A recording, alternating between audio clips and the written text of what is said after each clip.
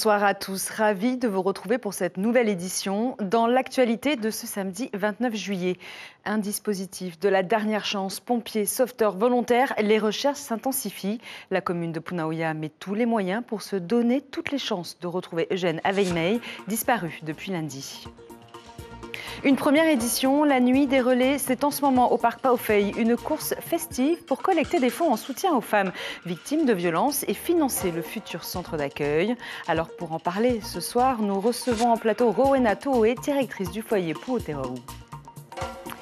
La jeunesse, notre avenir, notre futur, il faut donc s'en occuper et l'occuper. Le sport est un bon moyen.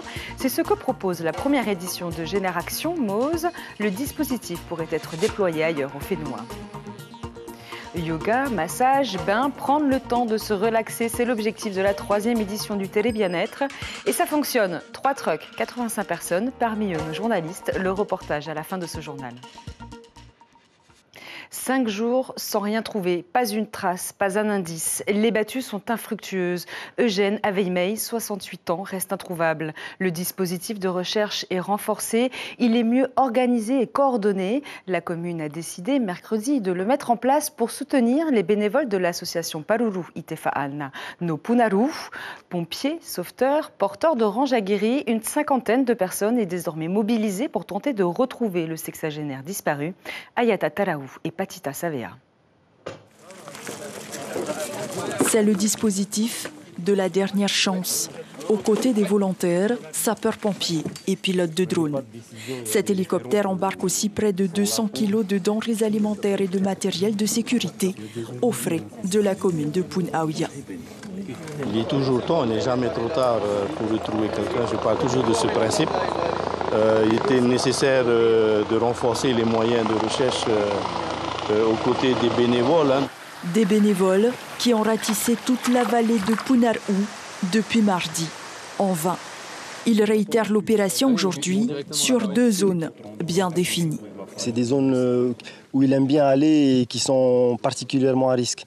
Donc on a déjà balayé le reste du plateau, donc on espère vraiment le trouver sur ces zones-là. La météo, peu clémente ces 5 derniers jours, rend l'exercice très difficile pour les volontaires. Depuis aujourd'hui, la direction de la protection civile s'associe aux recherches pour atteindre les points très escarpés. La direction des opérations reste sur l'échelle d'une commune, au maire, au Tavana. Donc le Tavana assume pleinement son rôle. Effectivement, il y a des coûts, il y a des choix qui ont été engagés. Donc il y a un investissement de la commune qui est assez important, voilà, pour gagner du temps, pour essayer d'être le plus efficace possible. Mais ça fait partie des prérogatives d'un directeur des opérations, donc le Tavana en l'état. Ce soir, les recherches minutieuses et les moyens déployés ne donnent aucun résultat.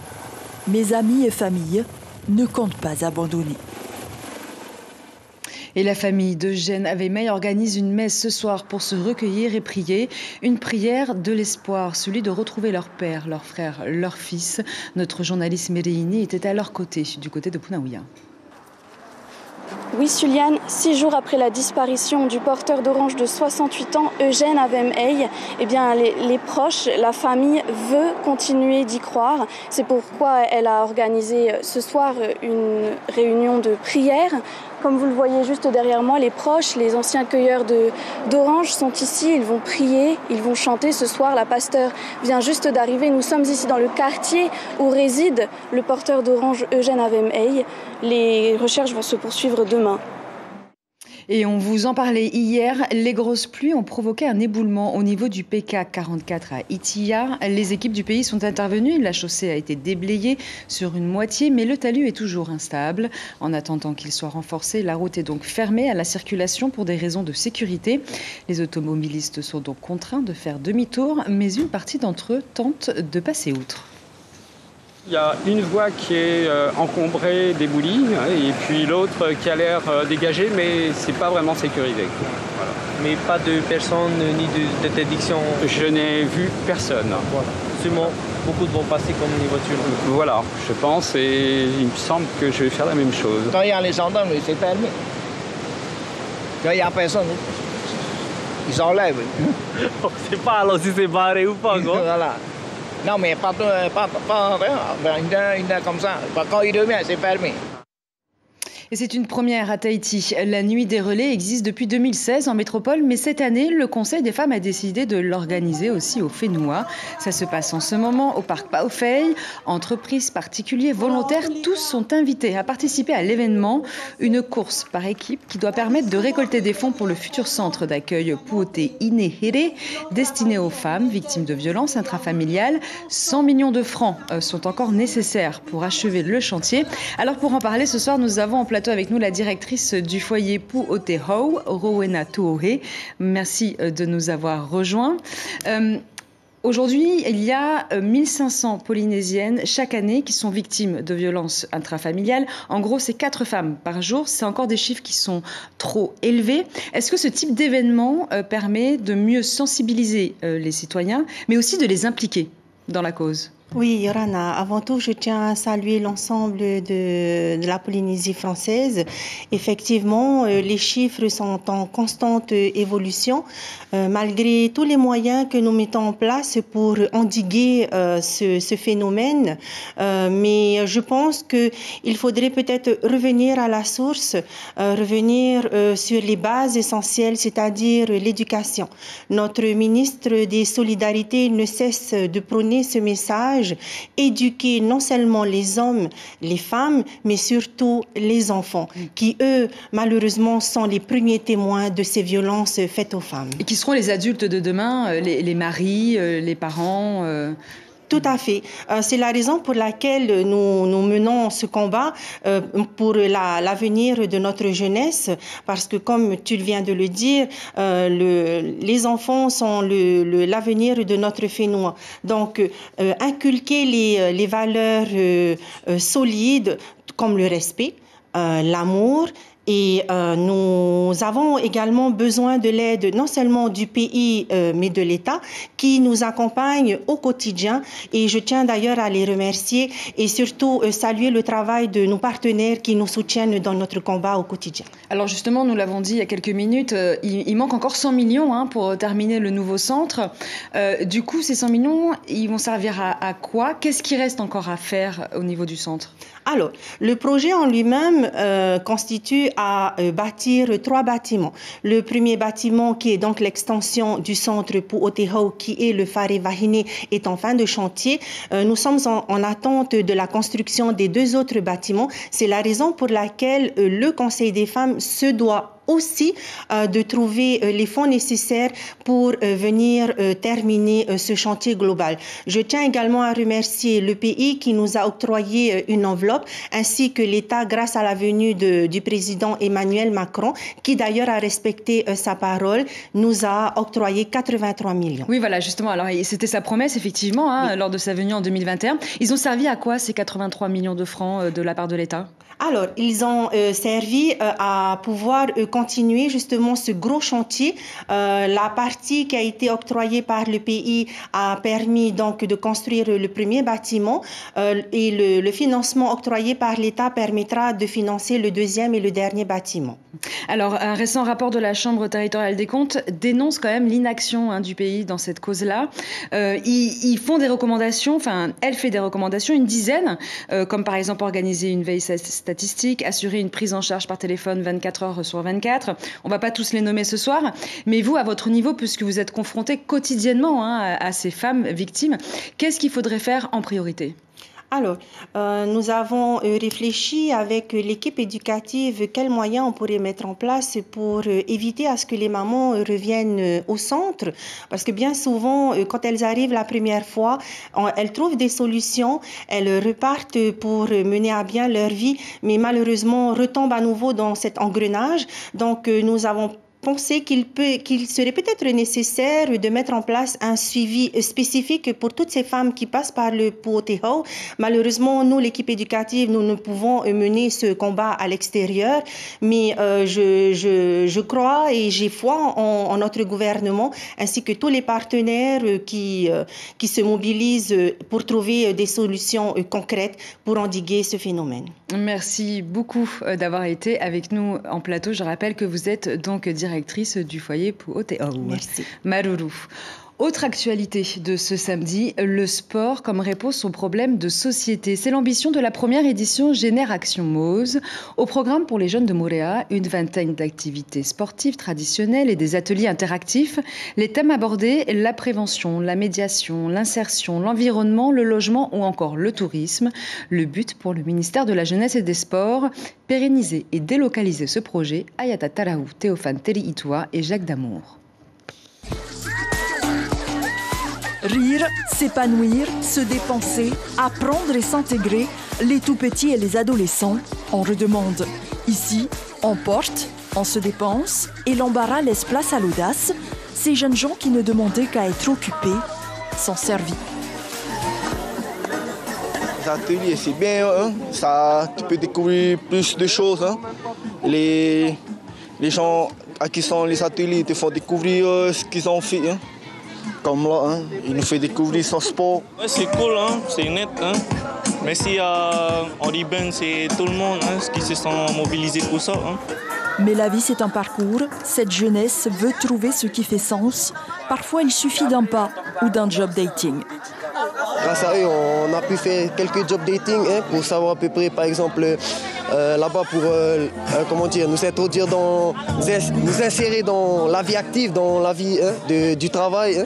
Donc voilà, c'est super, hein, c'est même magnifique pour nous les jeunes. Hein. On a besoin un peu d'aide hein, parce que voilà, on n'a pas forcément des gens comme Henri, comme la ministre et comme tous ces gens-là autour de nous qui viennent pour nous soutenir et pour nous accompagner. Hein. L'objectif est atteint pour les organisateurs. Les futurs adultes de demain ont saisi le message et surtout l'opportunité. C'est important parce que qui dit jeunesse dit notre avenir, hein, c'est le futur. Et donc demain, on aimerait avoir des leaders, des jeunes leaders qui puissent tenir, qui puissent porter à notre pays. Prochaine mission, exporter le projet dans une autre commune de Tahiti et à terme, au-delà des frontières des îles de la société. Un ouf de soulagement et des doutes levés. Après leur match nul inaugural face à la Jamaïque, les Bleus ont battu le Brésil 2-1. Un match sous tension où chaque partie a livré un véritable combat. Un partout en deuxième mi-temps. Les Bleus ont été finalement libérés par une magnifique tête piquée de la capitaine Wendy Renard à 10 minutes seulement de la fin. Cette victoire leur permet de se placer au sommet du classement de leur poule. Prochain match mercredi contre le Panama, un match de qualification pour les huitièmes de finale de ce mondial. Autre performance, cette fois au pays du soleil levant, un coup d'essai et un coup de maître. Maxime Grousset a été impérial lors de la finale du 100 mètres papillon ce samedi à Fukuoka. Le Calédonien a été sacré champion du monde avec une marque de 50 secondes 14. Le nageur explose au passage le record de France et vient compléter son quota de médailles à ces mondiaux après déjà 2 de bronze glanés sur 50 mètres papillon et 100 mètres nage libre. De bon augure à un an des JO. Prenons le large à présent vers Jayatea. Si vous habitez aux îles sous le vent, vous l'avez sûrement déjà entendu pendant la période du Tiurei. Papa Sari est une référence dans le milieu de la loterie au Raromatei. Forain de père en fils, il continue de faire tourner les roues du bonheur, porté signé Itimanaki. À 70 ans passés, sa voix est toujours signe que la chance n'est pas loin. Bienvenue dans la loterie de Papa Sari, un demi-siècle d'existence. 210. Et la règle d'or n'a pas changé. Il faut d'abord saluer les clients potentiels. Depuis que j'ai 21 ans, j'ai commencé avec mon père déjà, puis avec mes frères. Et aujourd'hui, je suis toujours là, avec mon micro.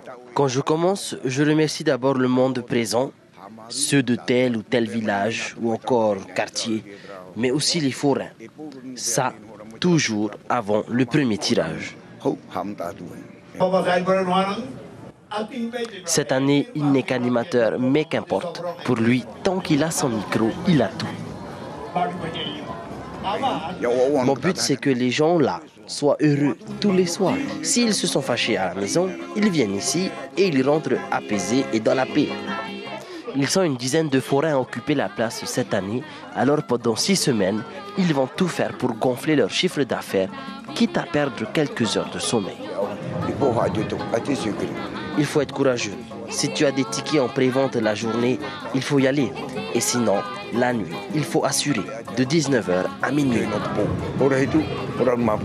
Et le public a répondu en nombre, au moins 200 à 300 visiteurs par soir.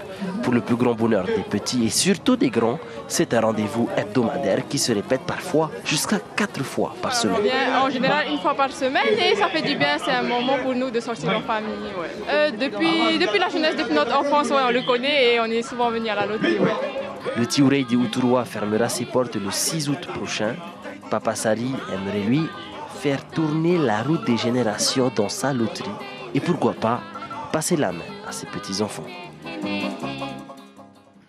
Massage, yoga, bain pour se purifier, tout pour se relaxer, se sentir bien. C'est l'objectif de la 3e édition Tere du bien-être organisée par Tahiti Tourisme. 3 trucks au départ de Pirée, 85 personnes à bord, des locaux, des touristes qui ont embarqué pour une balade sur la côte ouest.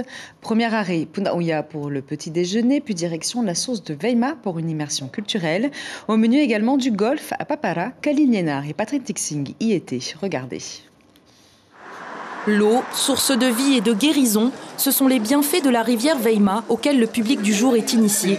Avant toute chose, ils s'enduisent de Moneuil, cette huile sacrée utilisée par nos ancêtres pour les rituels, un acte symbolique que leur explique Teva, masseur et fin connaisseur des lieux. Ils prennent conscience que c'est plus qu'une eau, qu'ils vont solliciter un bienfait, un nettoyage des corps spirituels, des corps subtils, puisque outre le corps physique, nous avons des corps émotionnels, des corps causaux. Tout cela, nous pouvons solliciter parce que l'eau, elle est intentionnée. Et c'est une eau qui vibre. Elle vibre, donc elle nous fait vibrer. Elle procure l'énergie vitale dont tout être humain a besoin. Un moment de découverte pour Marouya, venue avec des collègues de travail pour profiter de cette journée. Ah, elle est magnifique, rien à dire. Du début, enfin, on a pris le petit-déj, c'était excellent. Et là, on est à Veima, pour se purifier. On va purifier nos 7 chakras. Voilà. Comment on dit nous donner des énergies encore plus fortes, voilà, pour combattre les ondes négatives. Dans le truck, direction Papara, vive l'ambiance bringue locale. Et pour Simone, habituée des tours de Tahiti Tourisme, c'est toujours un moment de nostalgie. Les chansons locales sont des chansons qui rassemblent les familles. Ce n'est que dans les familles qu'on fait la bringue. Alors ça me rappelle toute cette époque. Même quand j'allais à l'école, c'était l'époque du truck.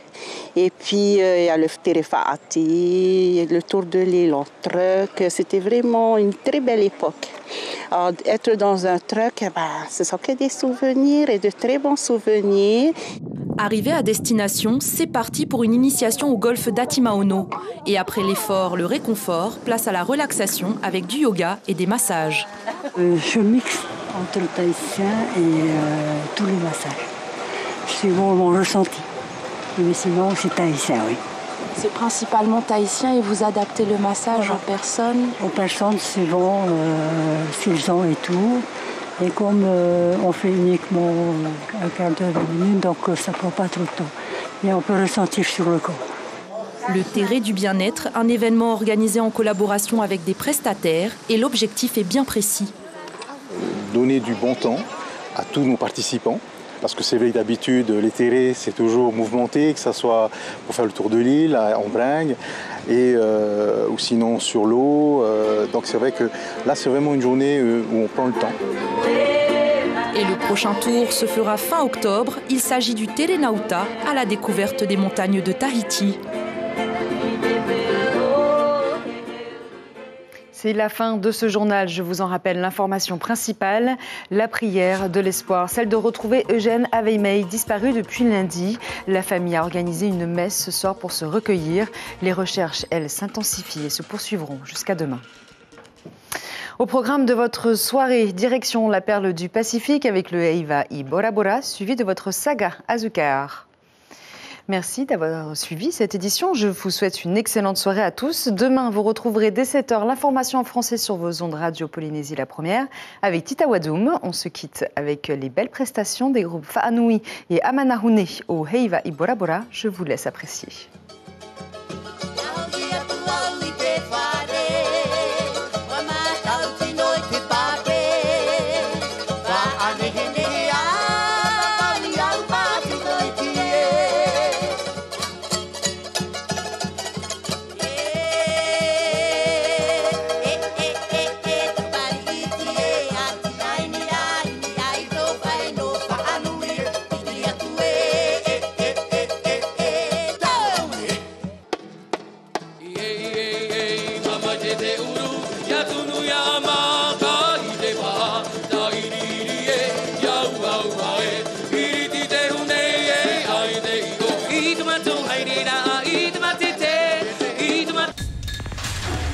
L'information en continu sur Polynésie la première, Internet et réseaux sociaux.